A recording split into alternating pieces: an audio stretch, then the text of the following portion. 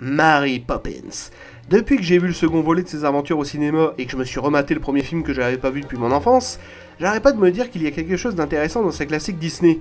Parce que le retour de Mary Poppins étant sorti récemment, il reprend la même recette que son prédécesseur. Nul doute qu'il deviendra rapidement un classique de Disney. Ces deux volets qui suivent les aventures de la famille Banks sont très similaires dans leur thématique liée à l'enfance et au fait de grandir. Et que quand on devient grand, ça devient chiant parce que les grandes personnes ont tellement de problèmes à régler qu'elles en oublient de rêver.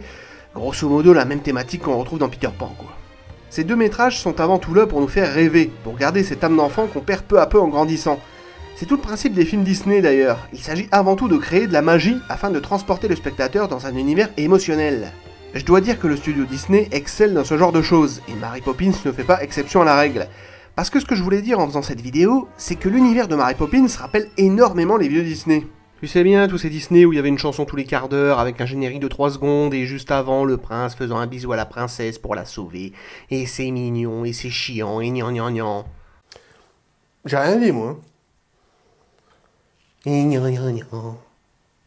Quoi? Ouais, heureusement ce genre de cliché à la con ne se fait plus aujourd'hui. Oh si putain, c'est vrai, il y a celle-là aussi avec sa morale sur l'amour et ses chansons de balle. Non mais, arrêtez-la! Arrêtez-la!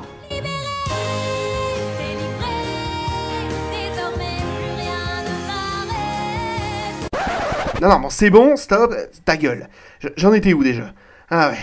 Là où je voulais en venir, c'est que le Mary Poppins de 1964, étant un vieux film, il est normal qu'il arbore cet aspect.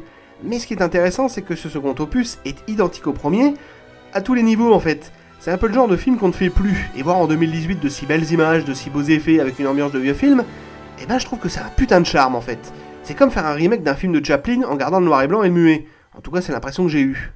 Et le mot de la fin, il est pour toi, mon grand. Abonne-toi? Non, mais t'aurais pu rester dans le thème quand même en disant un truc du genre supercalifragile. Oh, et puis merde, abonne-toi, c'est bien.